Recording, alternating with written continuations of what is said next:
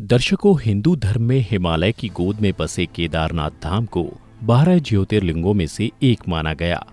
हिंदू पुराणों में साल के करीब 6 महीने हिम से आच्छादित रहने वाले इस पवित्र धाम को भगवान शिव का निवास बताया जाता है।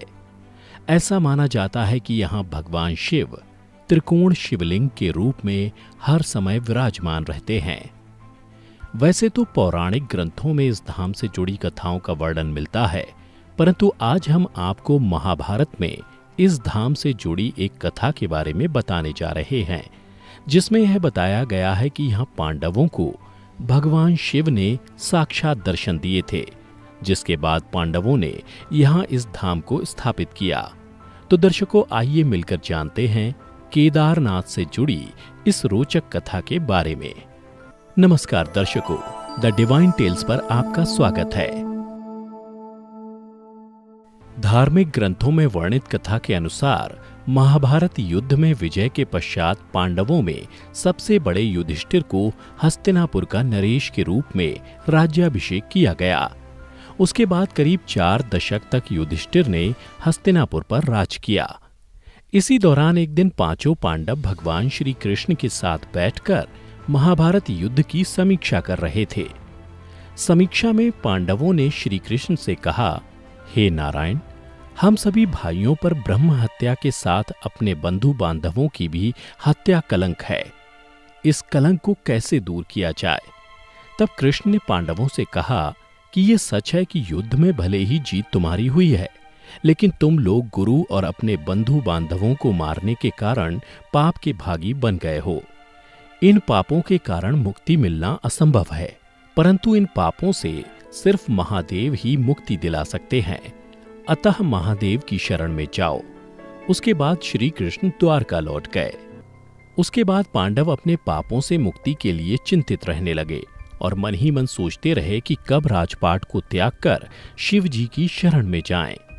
उसी बीच एक दिन पांडवों को पता चला वासुदेव ने अपना देश त्याग दिया है और वे अपने परम धाम लौट गए हैं। यह सुनकर अब पांडवों को भी पृथ्वी पर रहना उचित नहीं लग रहा था। गुरु, पितामह और सखा सभी तो युद्ध भूमि में ही पीछे छूट गए थे। माता, ज्येष्ठ पिता और काका विदुर भी वन गमन कर चुके थे। सदा के सहायक श्री कृष्ण भी नहीं रहे थे। ऐसे में पांडवों ने राज्य परीक्षित को सौंप दिया और द्रौपदी समेत हस्तिनापुर छोड़कर शिव जी की तलाश में निकल पड़े। हस्तिनापुर से निकलने के बाद पांचों भाई और द्रौपदी भगवान शिव के दर्शन के लिए सबसे पहले पांडव काशी पहुंचे, पर वे उन्हें वहां नहीं मिले।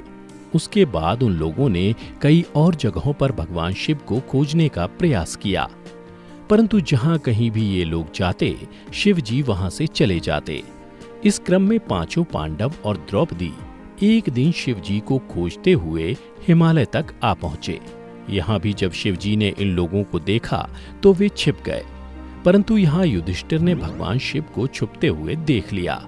तब युधिष्ठिर ने भगवान शिव से कहा, हे प्रभु, आप कितना भी छिप जाएं, लेकिन हम आपके दर्शन किए बिना यहाँ से नहीं जाएंगे। और मैं ये भी जानता हूँ आप इसलिए छिप रहे हैं क्योंकि हमने पाप किया है। युधिष्ठिर के इतना कहने के बाद पांचों पांडव आगे बढ़ने लगे। उसी समय एक बैल उन पर झपट पड़ा। यह देख भीम उससे लड़ने लगे।